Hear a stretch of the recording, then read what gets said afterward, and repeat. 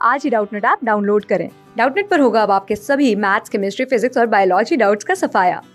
बस अपने क्वेश्चन की फोटो खींचो, उसे क्रॉप करो और तुरंत वीडियो सोल्यूशन पाओ। Download now. हेलो एवरीवन, हमने अपने पिछले वीडियो में एक लेख पढ़ा था जिसका शीर्षक था कि भारतवर्ष की उन्नति कैसे हो सकती है, और इस लेख के लेखक भारतेंदु हरिश्चंद्र जी हैं। यह लेख कक्षा 11 की पुस्तक अंतरा से लिया गया है। अभी तक इस लेख के पहले भाग में हमने देखा कि किस तरह से भारतेंदु हरिश्चंद्र जी हमारे अंग्रेजों के परिश्रम और स्वभाव के प्रति आदर की भावना भी रखती हैं और ब्रिटिश शासन की मनमानी पर व्यंग भी करते हैं। और हमारे लेखक हम लोगों को प्रेरणा देते हैं कि हमें अपने आलस्य को त्याग कर हमें अपने देश की उन्नति और तरक्की में योगदान देना चाहिए। आइए अब हम इस लेख का भाग 2 पढ़ते हैं। मुझको मेरे मित्रों ने कहा था कि तुम इस विषय पर आज कुछ कहो कि हिंदुस्तान की कैसे उन्नति हो। लेखक कहती हैं कि किसी अवसर पर उनके मित्रों ने कहा था कि आज तुम इस विषय पर कुछ भाषण बोलो कि हिंदुस्तान की उन्नति कैसे हो सकती है। अब भला इस विषय पर मैं क्या और कहूँ। लेखक कहते हैं कि जब मुझसे मेरे मित्रों ने आग्रह किया कि मैं हिंदुस्तान की उन्नति कैसे हो सकती है इस विषय पर बोलूं, तो लेखक कहते हैं कि अब मैं इस विषय पर क्या बोलूं, मुझे तो कुछ समझ ही नहीं आ रहा है। और भागवत में एक श्लोक है। भागवत हमारे हिंदू धर्म का एक महान धर्म ग्रंथ है। तो भागवत में एक श्लोक है, नृदेहम माध्यम सुलभम सुदुर्लभम प्रभम शुकल्पम गुरु कर्णधारम मायानुकूलेन नभः श्वेतो ऋतुम पुमान भवाब्धिम न तरेत शह आत्मा। इसका मतलब है, भगवान कहते हैं कि पहले तो मनुष्य जन्म ही बड़ा दुर्लभ है, कि इंसान का मनुष्य रूप लेना ही बहुत कठिन है, दुर्लभ है। सो मिला और उस पर गुरु की कृपा और मेरी अनुकूलता, मतलब एक तो तुम धन्य हो कि तुम्हें एक मनुष्य का जन्म मिला, और उस पर से तुम्हारे ऊपर गुरु की कृपा भी है और मेरी अनुकूलता, मतलब ईश्वर की अनुकूलता भी है। और इतना सामान पाकर भी जो मनुष्य इस संसार सागर के पार ना जाए उसको आत्महत्यारा कहना चाहिए। भगवान कहते हैं कि एक तो मनुष्य जन्म मिलना ही बहुत कठिन है, और एक तो तुम्हें मनुष्य जन्म मिला और उस पर से तुम्हें गुरु की कृपा भी तुम्हारे ऊपर है और भगवान ईश्वर की अनुकूलता भी तुम्हारे साथ ही है। अगर तुम इतना सब सामान पाकर भी तुम अगर संसार के सागर को पार ना कर पाए तो तुमको आत्महत्यारा की उपाधि ही मिलनी चाहिए।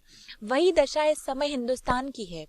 अंग्रेजों के राज्य में सब प्रकार का सामान पाकर, अवसर पाकर भी हम लोग जो इस समय उन्नति ना करें तो हमारा केवल अभाग्य और परमेश्वर का कोप ही है। लेखक कहते हैं उसी प्रकार हमारे पास आज सारे समस्त प्रकार के साधन सुविधा संपन्न है, और अंग्रेजों के राज्य में हमें सब प्रकार का सामान पाकर, उतने अवसर पाकर भी अगर हम लोग अपनी उन्नति के बारे में ना सोचें तो यह हमारा दुर्भाग्य और यह ईश्वर का प्रकोप ही कहलाएगा। सास के अनुमोदन से एकांत रात में सोने रंग महल में जाकर भी बहुत दिन से जिस प्राण से प्यारे परदेसी पति से मिलकर छाती ठंडी करने की इच्छा थी, उसका लाज से मुंह भी ना देखे और बोले भी ना, तो उसका अभाग्य ही है। वह तो कल फिर परदेश चला जाएगा। लेखक कहते हैं, एक जो पत्नी अपने सास के डर के कारण एक सोने रंग महल में जाकर भी जिस प्राण से प्यारे परदेसी पति से मिलकर उससे बात भी ना करे, तो उसका यह अभाग्य ही है। वह उसका पति तो कल फिर से परदेश ही चला जाएगा। वैसे ही अंग्रेजों के राज्य में भी हम जो कुएं के मेंढक, काठ के उल्लू और पिंजरे के गंगाराम ही रहे तो हमारी कमबख्ती और फिर कमबख्ती ही रह जाएगी। लेखक कहते हैं कि जिस प्रकार एक परदेसी पति आता है जब, और अपनी सास के डर से वो पत्नी अपने पति से नहीं मिलती है तो वह अभागी कहलाएगी। उसी प्रकार जब अंग्रेजों के राज्य में हमारे में अगर हमने उन्नति नहीं की तो हम कुएं के मेंढक ही कहलाएंगे। बहुत लोग यह कहेंगे कि हमको पेट के धंधे के मारे छुट्टी ही नहीं रहती बाबा, हम क्या उन्नति करें। तो हमारे बहुत सारे लोग हैं, उनके पास बहुत तरह तरह के बहाने हैं। वो कहेंगे कि वो अपनी नौकरी में उन्हें छुट्टी ही नहीं रहती, तो वो देश की उन्नति के बारे में कैसे सोचेंगे। तुम्हारा पेट भरा है, तुमको दून की सोचती है। तो लेखक कहते हैं कि वो यही कहेंगे कि तुम्हारा तो पेट भरा है, इसलिए तुमको कल्याण की तरक्की की सोच रही है। यह कहना उनकी बहुत बड़ी भूल है। जो लोग यह कहती हैं कि उनको अपनी नौकरी, अपने काम धंधे के मारे छुट्टी ही नहीं रहती, तो वो उन्नति कैसे करें, तो यह कहना उनकी बहुत बड़ी भूल है। क्योंकि इंग्लैंड का पेट भी कभी यूं ही खाली था। इंग्लैंड भी कभी भुखमरी के दौर में था। उसने एक हाथ से अपना पेट भरा और दूसरे हाथ से उन्नति की राह के कांटों को साफ किया। लेखक यहाँ पर इंग्लैंड की प्रशंसा करते हुए कहते हैं कि एक वक्त था जब इंग्लैंड भी भुखमरी के दौर से गुजर रहा था, तो उसने एक हाथ से अपना पेट भी भरा और दूसरे हाथ से उन्नति की राह भी पकड़ी।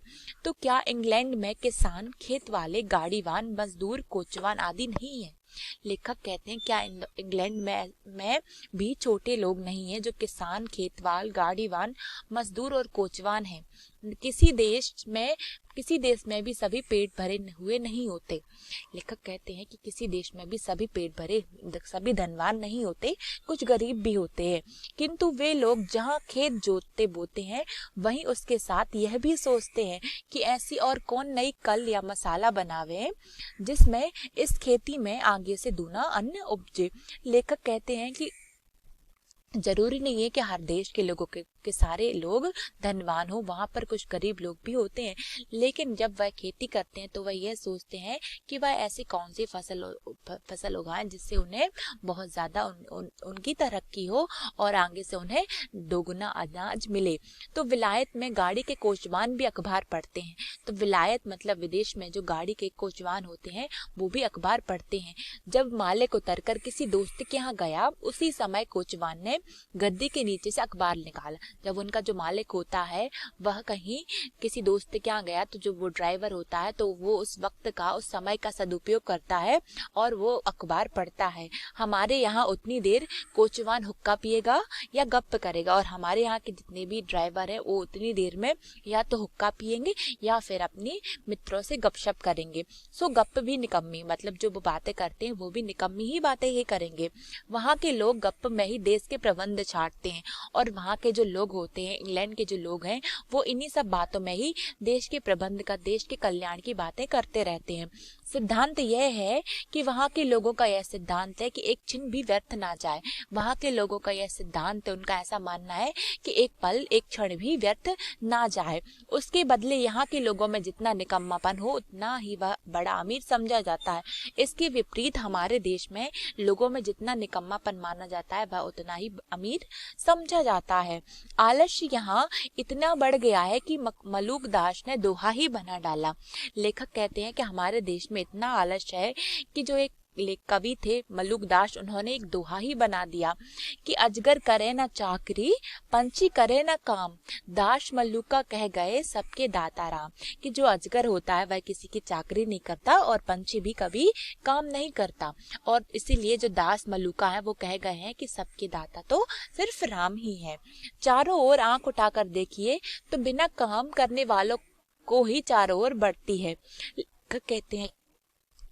लेखक कहते हैं कि चारों ओर अगर हम आंख उठाकर देखेंगे तो हमें वही लोग मिलेंगे जो आलसी हैं, जो काम नहीं करते। रोजगार कहीं कुछ भी नहीं, रोजगार कहीं तो कुछ भी नहीं है। अमीरों की मुसाहिबी मतलब उनकी चाकरी करना, दलाली या अमीरों के नौजवान लड़कों को खराब करना, या किसी की जमा मार लेना मतलब किसी की चोरी कर लेना, इनके सिवाय बतलाएं और कौन रोजगार है। लेखक कहते हैं कि हमारे देश में तो कोई रोजगार भी नहीं है। या तो अमीरों की चाकरी करो, या दलाली का काम करो, या अमीरों के नौजवान लड़कों को बिगाड़ने का काम करो, या किसी के घर जाके चोरी करो। इनके सिवा आप बताएं कि कौन सा रोजगार है जिससे कुछ रुपया मिले। कोई ऐसा रोजगार बताएं जिससे हमें कुछ रुपया मिले। चारों ओर दरिद्रता की आग लगी हुई है। दरिद्रता का मतलब होता है गरीबी, तो हमारे देश में चारों ओर गरीबी व्याप्त है, फैली हुई है। किसी ने बहुत ठीक ही कहा है कि दरिद्र कुटुंबी इस तरह अपनी इज्जत को बचाता फिरता है जैसे लाजवंती कुल की बहू फटे कपड़ों में अपने अंग को छिपाए रहती है। वही दशा हिंदुस्तान की है। लेखक कहते हैं कि चारों ओर, हमारे देश में चारों ओर गरीबी फैली हुई है। तो इस पर किसी ने बहुत ठीक ही कहा है कि जो गरीब कुटुंब के जो लोग हैं वो अपनी इज्जत को इस तरह बचाते हैं जैसे लाजवंती मतलब बड़े कुल की बहू अपने फटे कपड़ों में भी अपने अंग को छिपाए रहती है। वही दशा आज हिंदुस्तान की है कि हमारे यहाँ चारों तरफ गरीबी फैली हुई है, फिर भी हम दिखावा करते हैं। अर्थात लेखक ने हमारे लेख में बताया है कि किस तरह से हमारे देश के लोग आलसी हैं और तरक्की के बारे में सोचते ही नहीं है। अर्थात दूसरे देश अपनी आज जहाँ पर तरक्की कर रहे हैं, जहाँ उनका कल्याण हो रहा है, और उसके विपरीत हमारे देश में चारों तरफ गरीबी व्याप्त है। बस हमारे देश में सिर्फ चारों तरफ दिखावा ही दिखावा है, और हमारे देश के जितने भी लोग हैं, नौजवान हैं, वो इतने ज़्यादा आलसी हैं कि वह हमारी तरक्की, हमारे काम, हमारे कल्याण के बारे में सोचते ही नहीं है। और कुछ तो ये बहाना भी देते हैं कि वह अपना पेट भरने के लिए काम करते हैं, इसलिए उनके पास वक्त नहीं होता। बल्कि इसके विपरीत जो विदेशी लोग होते हैं, वो उनके जो जितने भी उनके लोग होते हैं, वह अगर अपने खाली समय का भी सदुपयोग करते हैं और अपने देश के कल्याण के बारे में सोचते हैं, और वह उनकी बातों में भी अपने देश की कल्याण और उसकी तरक्की की बातें ही छुपी होती हैं। अर्थात लेखक हमें इस लेख के माध्यम से हमसे कहते हैं कि हमें अपने देश की तरक्की के बारे में सोचना चाहिए। अर्थात हमें अपने समाज, हमें की कल्याण और अपने देश के कल्याण के कार्य करने चाहिए। हमारे इस लेख का यह दूसरा भाग यहाँ समाप्त होता है। इसका तीसरा भाग हम अपने अगले वीडियो में देखेंगे। धन्यवाद। क्लास 6 से 12 से लेके नीट, IIT, JEE मेंस और एडवांस के लेवल तक 10 मिलियन से ज़्यादा स्टूडेंट्स का भरोसा।